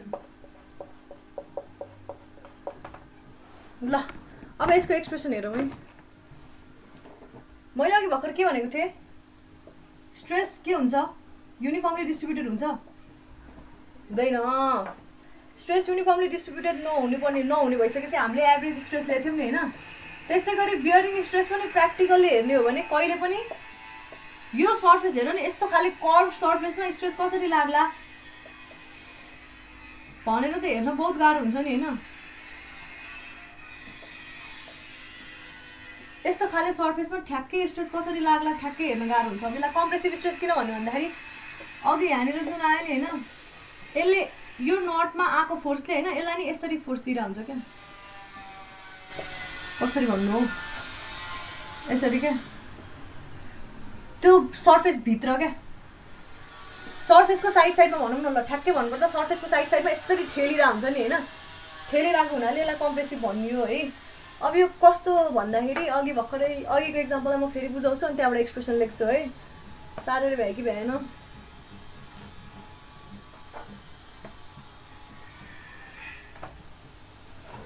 अघि भर्खरको एक्जाम्पलमा के थियो अरे भन्दाखेरि पहिला सुरु यो नट सिस्टम थियो। नटमा सियर आगो बुझेको छ नि है यतापट्टिबाट र यतापट्टिबाट फोर्स अप्लाई गरिसकेपछि ठक्क क्यू र क्यू रेजिस्ट गर्नलाई आयो होइन। त्यो रेजिस्ट गर्न आउने फोर्सले यो नटलाई चाहिँ ठ्याक्कै यहाँनिर ब्रेक गर्न खोज्छ क्या यसरी। यही डस्टर हो भने नट होइन, एउटा यताबाट फोर्स आयो है, अर्को यताबाट फोर्स आयो नि यस्तरी ब्रेक गरेर बिचमा होइन पटक्क भाँच्न खोज्छ क्या यसले। त्यही भएर यो सेयरिङ भयो होइन। ल पछि ल है। अनि त्यसपछि यो यहाँनिर आएको यो क्यू फोर्स चाहिँ होइन यो सर्फेसमा चाहिँ यो सर्फेसमा आउने हो नि त, यहाँनिर नट बस्ने हो नि त, यहाँ बसेको थियो नि त नट त। यो फोर्स चाहिँ फेरि बोल्टले चाहिँ यो नटहरु बोल्टहरुले चाहिँ त्यो सर्फेसमा दिने फोर्स हो यो। नट बोल्टमा आउन चाहिँ यो प्लेटमै लागेको फोर्सको कारणले हो। मतलब पी फोर्स त यहाँ ला हो नि त। पी फोर्स बराबर क्यू फोर्स, यहाँनिर पी इक्वल्स क्यू है यो केसमा। क्यू फोर्सको कारणले नटमा सियर आयो हेर न। तर यो सियरिङ फोर्सको कारणले चाहिँ यो सर्फेसमा जहाँनिर त्यो दुईटा कनेक्सन छ नि ठ्याक्कै कनेक्सन भएकै सर्फेसमा, जस्तै कि यहाँनिर फोर्स लाएँ यहाँनिर फोर्स लाएँ भने त्यो दुइटाको इफेक्ट यहाँनिर नटमा पनि देखियो, एउटा आफै बडीमा पनि देखियो होइन। इलोङ्गेसन पनि होला, प्लेट अभियसली इलोङ्गेट हुन खोज्छ। तर यो यहाँनिर आएको जुन अर्को स्ट्रेस छ नि, यो स्ट्रेसको कारणले चाहिँ फर्दर यो होल पार्ट छ नि यो सर्फेस क्या सिएसए भनौँ न, अझ कर्भ सर्फेस एरिया जुन छ नि यो कर्भ सर्फेस एरियामा आउने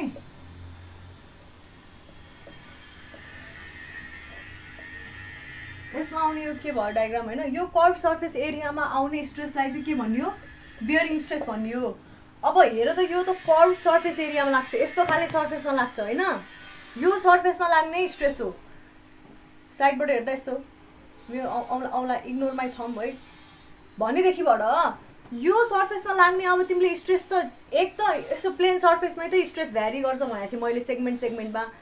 बियरिङ स्ट्रेसको त सर्फेस नै कर्भ सर्फेस छ भनेदेखिबाट यो केसमा अब बियरिङ स्ट्रेस क्यालकुलेट गर्न त महाभारत हुने भयो।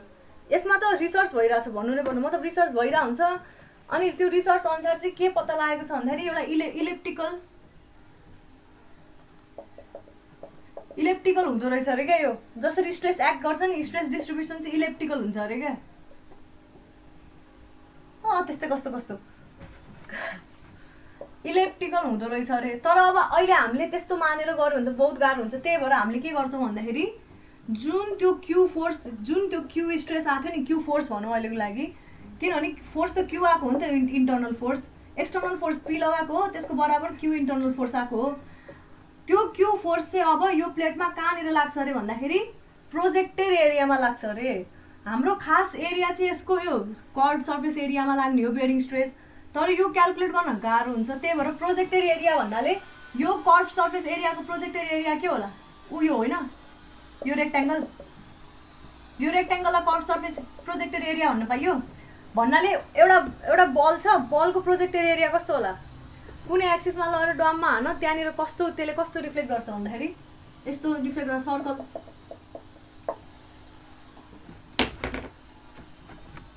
क्यूब छ, क्यूबको प्रोजेक्टेड एरिया कस्तो होला, रेक्ट्याङ्गल। अब क्यूब नभएर यहाँ पछाडिपट्टि मैले के गरेको छु रे भन्दाखेरि यस्तो केही लगाइदिएको छु रे। यो क्युबोइड भयो, क्युबोइडको पछाडि मैले अर्को एउटा के पनि जोडिदिएको छु रे भन्दाखेरि हेमिस्फियर पनि जोडिदिएको छु रे। इमेजिन गर है यत्रै साइजको हेमिस्फियर। अब यसको प्रोजेक्टेड एरिया चाहिँ यो प्लेन सर्फेसबाट टक्क लियो भने अहिले पनि रेक्ट्याङ्गलै आयो भने जस्तै गरी यो केसमा पनि अब यसको प्रोजेक्टेड एरिया चाहिँ यो रेक्ट्याङ्गल बराबर हुने भयो क्या। जुन यो यस्तो थियो नि, यसरी भित्र गएर यसरी आएको थियो नि। अब हामीले यो र अनि यो प्रोजेक्टेड एरिया लिन्छौँ क्या हामीले। कस्तो के बनाए बुझिहाल्यो नि, यो हो क्या प्रोजेक्टेड एरिया। अब भनेपछि यो क्यू फोर्स केमा लाग्ने रहेछ भनेपछि अब हामीले बियरिङ स्ट्रेस निकाल्न के गर्नुपर्ने भयो, एक त क्यू फोर्स लागेको हो, कहाँनिर लागेको र यो प्रोजेक्टेड एरियामा लागेको।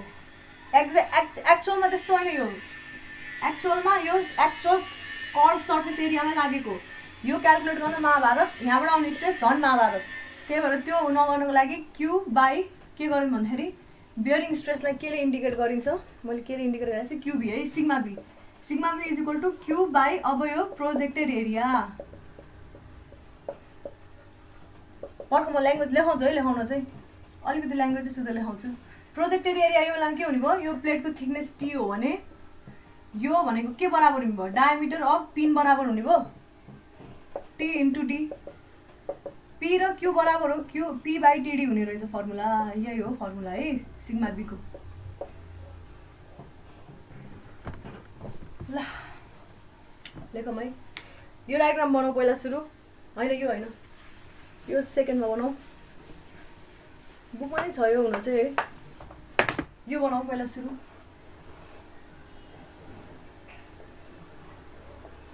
यस्तो प्लेट सिस्टम छैन हामीसँग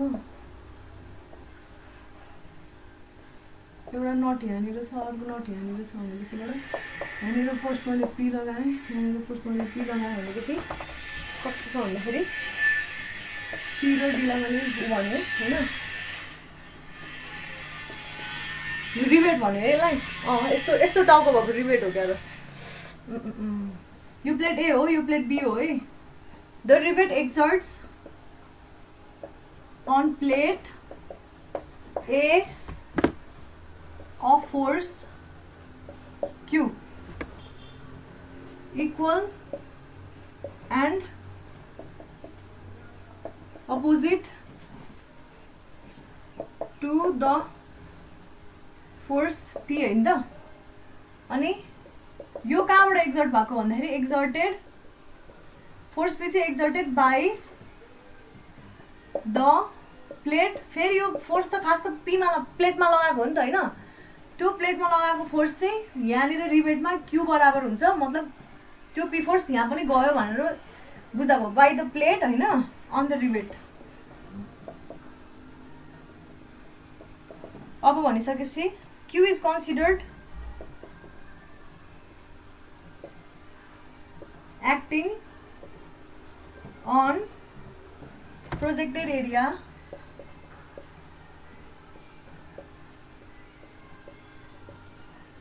of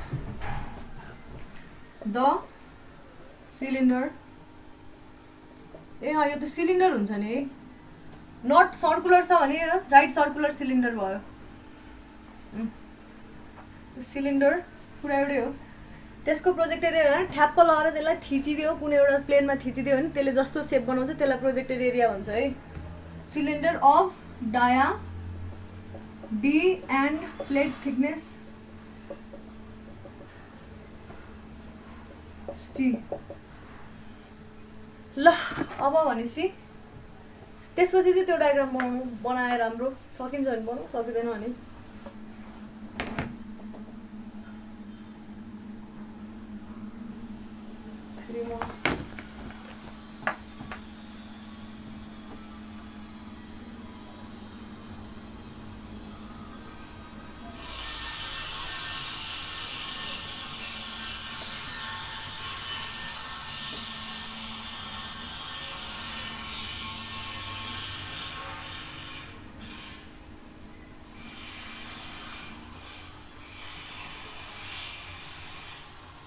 ल यो टी बराबर हुने भयो होइन अनि यो यसको प्रोजेक्टेड सर्फेस एरिया भन्नाले यस्तो हुने रहेछ यो यसो नलेखौँ है यस्तो हुने रहेछ होइन यो प्रोजेक्टेड एरिया यो टी बराबर यो डी बराबर हुने भयो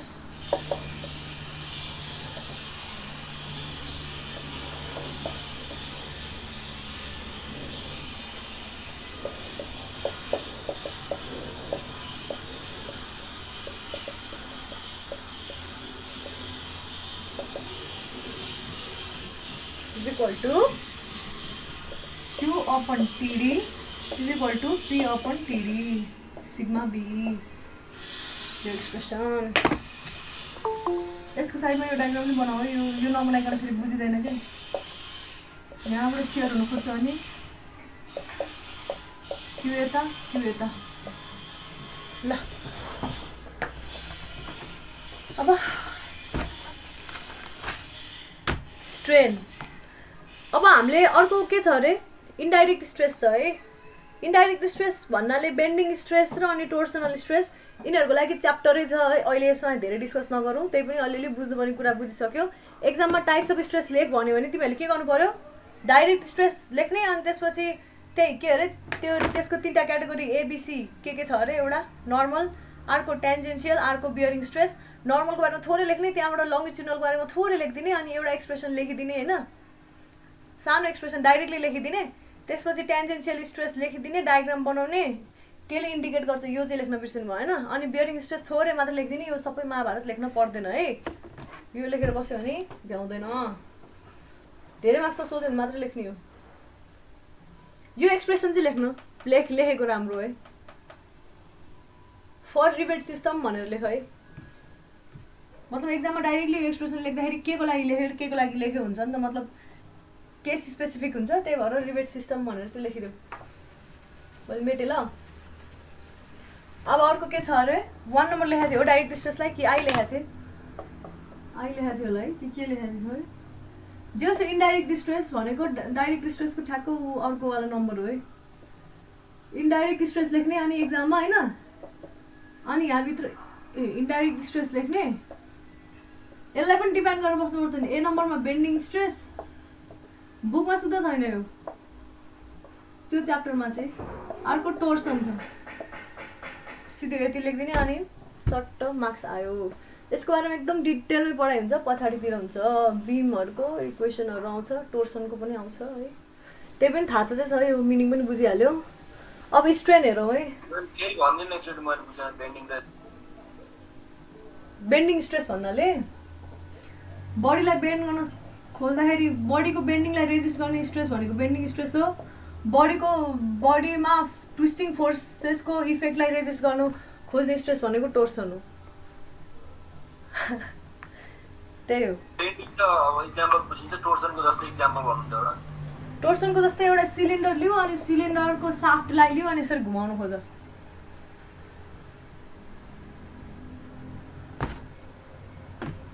यही भयो होइन, यसलाई यसरी घुमाउनु खोजेँ ल, इ टोर्सन जेनेरेट गरिरहेको छु मैले यहाँ। यसको क्रस सेक्सनमै मोमेन्ट आइरहेछ होइन, बेन्डिङमा चाहिँ हेर त यो लङ एक्सिसतिर यसरी मोमेन्ट आउने भयो, यो चाहिँ टोर्सनमा यसरी क्रस सेक्सनमै यसरी ट्विस्टिङ आइरहेछ क्या, त्यस्तो बेलामा टोर्सन भयो है। ट्विस्टिङ खाले इफेक्टलाई प्रिभेन्ट गर्ने खाले स्ट्रेस भनेको टोर्सन, बेन्डिङ खाले इफेक्ट अफ फोर्सलाई प्रिभेन्ट गर्ने खाले स्ट्रेस भनेको bending stress.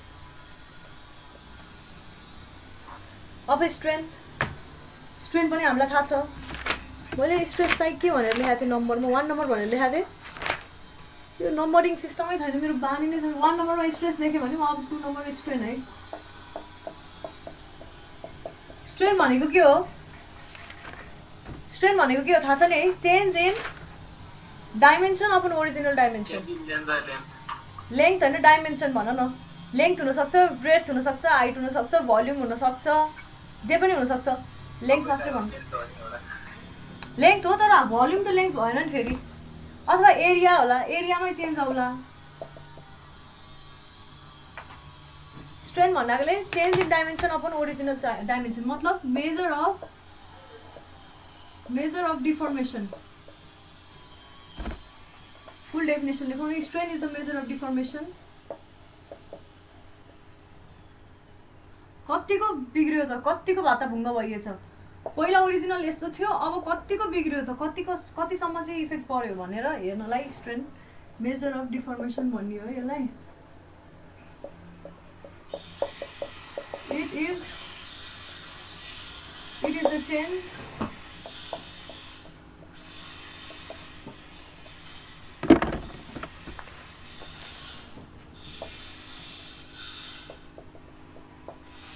per unit original dimension.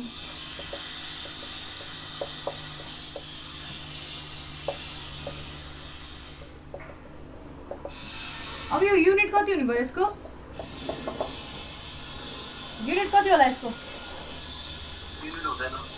युनिटलेस, किनभने दुइटै डाइमेन्सनको के हो रेसियो टक टक काटिन्छ है।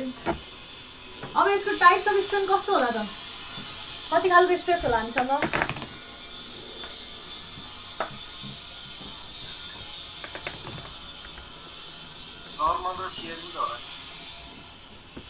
नर्मल सियरिङ भोल्युमेट्रिक स्ट्रेन भयो, भोल्युमको अलङमा चेन्ज हुन्छ अनि, अथवा ल्याटरल स्ट्रेन भयो। ल्याटरल स्ट्रेन भनेको के हो म बुझाउँछु रोक है ल। पहिला सुरु टाइप्समा 1 नम्बरमा नर्मल स्ट्रेन लेख, नर्मल स्ट्रेनलाई केले इन्डिकेट गरिन्छ? एप्सिलन एनले इन्डिकेट गरियो रे। अब यसलाई के भन्ने रे? Deformation per unit length cause by normal force in its direction. फटाफट लेख है, यो अलिकति छिटो हुनुपर्ने पार्ट हो, त्यो पनि ढिला भयो हाम्रो। Deformation per unit length caused by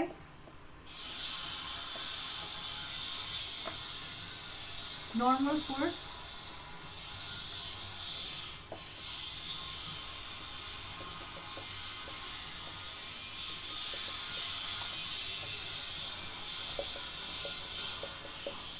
copy हातले लिए कि मलाई धेरै हेर्न सजिलो हुन्छ यसले।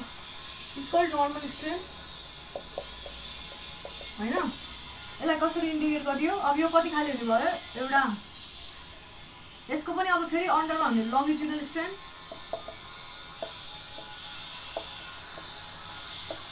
लङ्गिट्युडल स्ट्रेनलाई इले मात्रै भन्यो हैन।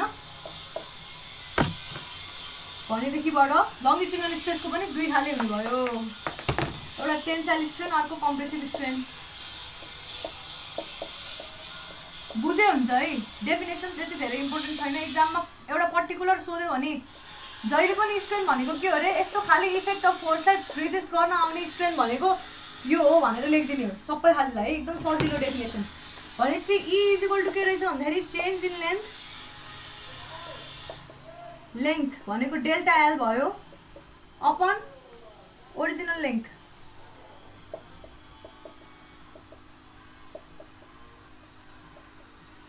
भनेको एल भयो, डेल्टा एल बाई एल रहेछ।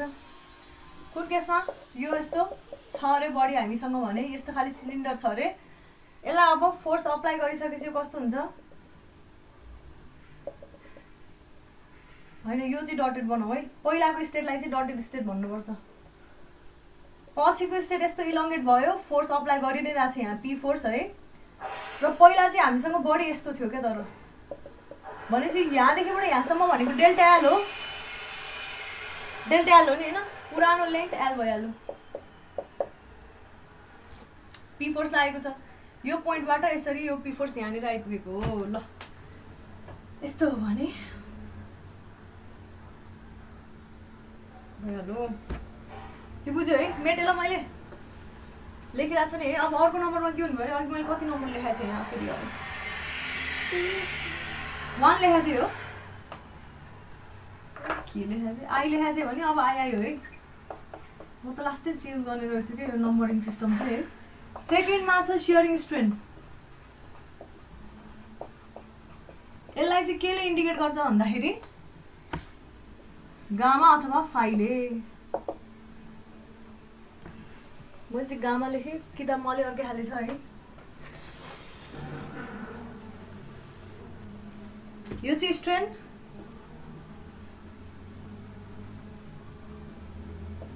अन्डर कस्तो? Shear stress. It's called shearing strain.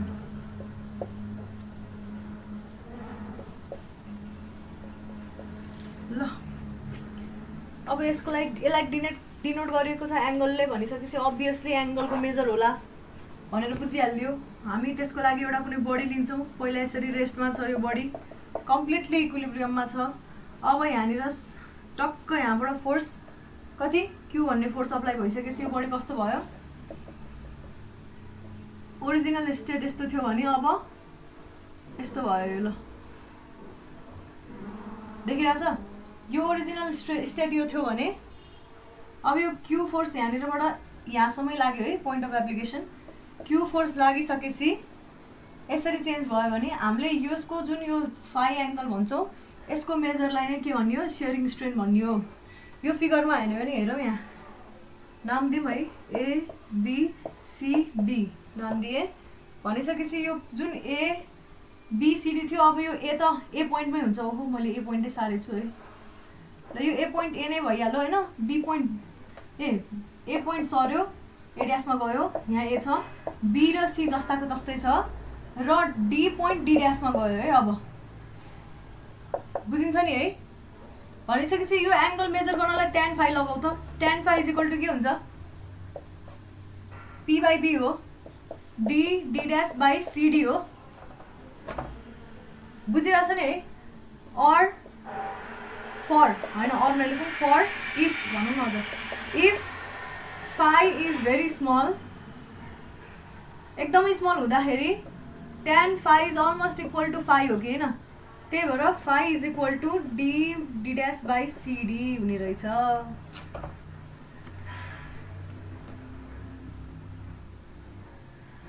यो भनेकै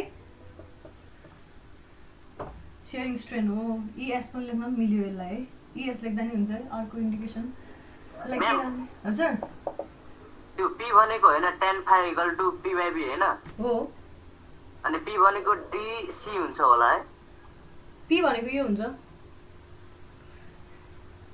यो बेस हैन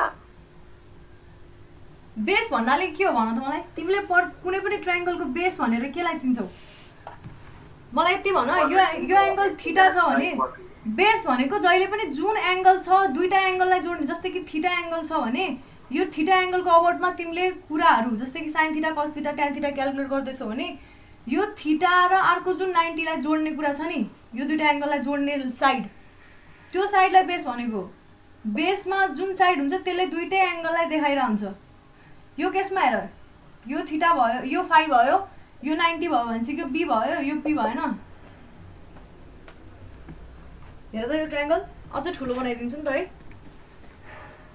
हेर ल यो ट्रायंगललाई मैले ठुलो बनाइदिए ल हेर हाम्रो यो फाइ छ ल अब मलाई तिमी आफै भन न त यो d dash भयो यो c भयो मलाई यसको यो ट्रायंगलको tan phi को भ्यालु भन्देऊ त यो d dash हो यतापट्टि dc ल भन त तिमी मलाई फर्मुला p by b भने मैले यतिसम्म पनि भने ल p को भ्यालु कति हो आधी आएन म्याम आधी मात्रै आइरहेको छ यो ट्रायंगलको त ओइ सबैकोमा आधा आइरा छ dc अनि त्यो ट्रायंगल मात्रै देखिरहेको छ अनि यो तिमीले अटो रोटेट अन गरेको छौ फोनमा अटो रोटेट अन गर अनि त्यसपछि बल्ल फोनलाई ल्यान्डस्केप मोडमा राख नभए त आधा देखिहाल्छ नि अटो रोटेट चाहिँ अन गर्नुपर्छ है अटो रोटेट अन गर त ल त ल अहिलेको लागि देखे ए ल अब यो ट्रायंगलमा भन त मलाई कति हुन्छ यो ट्रायंगलमा p के हुन्छ b के हुन्छ भन्देऊ b भनेको dc b भनेको dc cd अथवा dc अनि p भनेको d dash हो कि न डन त्यही त ल भयो है शेयरिङ स्ट्रेनलाई अर्को नाम के अरे ES पनि भन्छ है सो phi = ES यस्तो हुने रहेछ ल इन रेडियन है रेडियनमा मेजर गरिन्छ यो क्वेशन भएन नि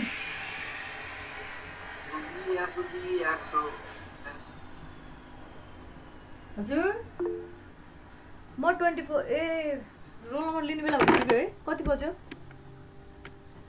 कति बजेसम्म हो क्लास 12:50 सम्म हैन 12:40 सम्म 50 सम्म रहेछ ल यो भयो है अब त्यो इलास्टिक लिमिट सम्म भन्ने कुराहरु त्यो अलिअलि त्यस्तो छोटो छोटो छ म त्यो पछि पढाउँछु है ल्याटरल स्ट्रेन हेर्ने अहिले एउटा ल्याटरल स्ट्रेन चाहिँ भ्याउने हो थर्ड को जुन नम्बरिङ दिएको छ त्यसको थर्ड है त्यसकोमा के लेख भन्दाखेरि ल्याटरल स्ट्रेन त्यो भने पोजिसन रेशियो भने ल्याटरल अब पोजिसन रेशियोको कुरा आउँछ है पहिला सुरु ल्याटरल स्ट्रेन लेख न यसको मैले डाइरेक्ट डेफिनेसन लेखाइन फर्मुला लेखाए है चेन्ज इन अब त्यही lateral dimension upon original lateral dimension लेख त change in lateral LATERAL upon original lateral dimension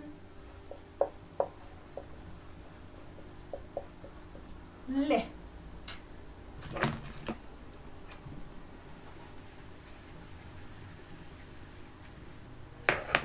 अब पहिला हेरौं यस्तो खाले हामीसँग के छ यो सिलिन्ड्रिकल बडी छ रे यहाँ p फोर्स लगायो यहाँ p फोर्स लगायो रे अहिले हैन पी फोर्स लगाएँ यसरी यो एक्जियल गर्छ भने यो पी फोर्स लगाइसकेपछि ओरिजिनल बडी यस्तो डटेडमा देखाएँ मैले होइन। यो बडी कसरी चेन्ज हुन्छ, यो बडी कसरी चेन्जमा होला, एउटा इलोङ्गेट होला होइन, अर्को के होला, थिकनेस पनि घट्छ होला। यस्तो हुने भयो के, यसको थिकनेस पनि चेन्ज भयो, लेन्थ पनि चेन्ज भयो, लेन्थ बढ्यो थिकनेस घट्यो, त्यसै गरी भाइस वर्सा हुने जस्तो देखियो है यहाँनिर हेर्दाखेरि। पुरानो डायमिटर डी थियो यसको है, डी भने अहिले नयाँ डायमिटर यसलाई मैले के भने डी ड्यास भने अहिले बुझिरहेछ। सो यसलाई के नर्मल स्ट्रेनमा नि हुन्छ त्यस्तो त लेन्थ बढ्थ्यो त्यो घट्थ्यो नि त स्ट्रेन। एक्ज्याक्टली यो नर्मल स्ट्रेन हो क्या, यो त यहाँनिर एल डेल्टा एल त छँदैछ नि, यो हुँदाहुँदै सुन न, यो हुँदाहुँदै ल्याटरल नर्मलमा हामीलाई नर्मल यो जुन डिरेक्सनमा फोर्स लगायो त्यही डिरेक्सनमा चेन्जेसहरूलाई मात्रै सरकार छ, त्यसको पर्पेन्डिकुलर डिरेक्सनको चेन्जेसहरूलाई चाहिँ ल्याटरल स्ट्रेनले दिने हो क्या, बुझ्यौ। त्यो बेलामा मैले यो डीको कुरै गरेको थिइनँ, याद छ तिमीलाई, त्यो बेलामा मैले डीको कुरै गरेको थिइनँ, अहिले मैले यो एलको कुरै गर्दिनँ, अहिले डी र डी ड्यासको मात्रै कुरा गर्दैछु है म। भनेपछि योबाट हेर्नु भने ई ल्याट कति हुने रहेछ, ई ल्याट भनेर लेखेँ, ई ल्याट इज इक्वल टु कति हुने रहेछ भन त मलाई, डेल्टा डी अपन डी हुने रहेछ, चेन्ज हो नि त त्यो भनेको D minus D dash upon D, बुझिन्छ यो। पुरानो डायमिटर डी थियो, नयाँ डायमिटर डी ड्यास छ भने चेन्ज त यति हो नि त यो भनेको 1 by D dash by D हुने भएको 1 minus D dash by D E lat. ल यो भयो फर्मुला,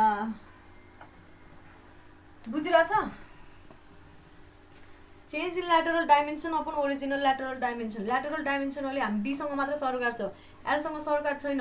हो तिमीले भनेको कुरा ठिक हो, रडलाई तन्काउँदाखेरि सँगसँगै डायमिटर पनि घट्छ, अघि तन्काउने केस हेऱ्यौँ अहिले डायमिटर घट्ने केस हेऱ्यौँ। यो दुइटालाई रिलेट गर्ने कुरा चाहिँ के हो, पोइजन्स रेसियो। पोइजन्स रेसियो म अर्को क्लासमा पढाउँछु, अहिले नै कतिजना निस्किसक्यो, बुझिरहेको छ है अहिलेसम्म। यो त एकदम बेसिक कुरा हो, सायद बुझि नै रह होला है, कसैलाई केही कन्फ्युजन छ भने सोध्दा हुन्छ अर्को क्लासमा। त्यो 11-12 मा पढाएको थिएँ नि हल्का। ल राम्रै हो। अब अर्को क्लासमा चाहिँ हामी के गर्छौँ भन्दाखेरि होइन, पोइजन्स रेसियो हेर्छौँ, त्यसपछि अनि भोल्युमेट्रिक स्ट्रेन हेर्छौँ, अनि त्यसपछि स्ट्रेस स्ट्रेन रिलेसनसिप र त्यसलाई कसरी अरू अरू बडीमा मतलब elastic material, plastic material, elastoplastic material, त्यो मटेरियलहरूमा चाहिँ कस्तो खाले स्ट्रेस स्ट्रेन रिलेसनसिप अब्जर्भ हुन्छ त्यो हेर्छौँ है त।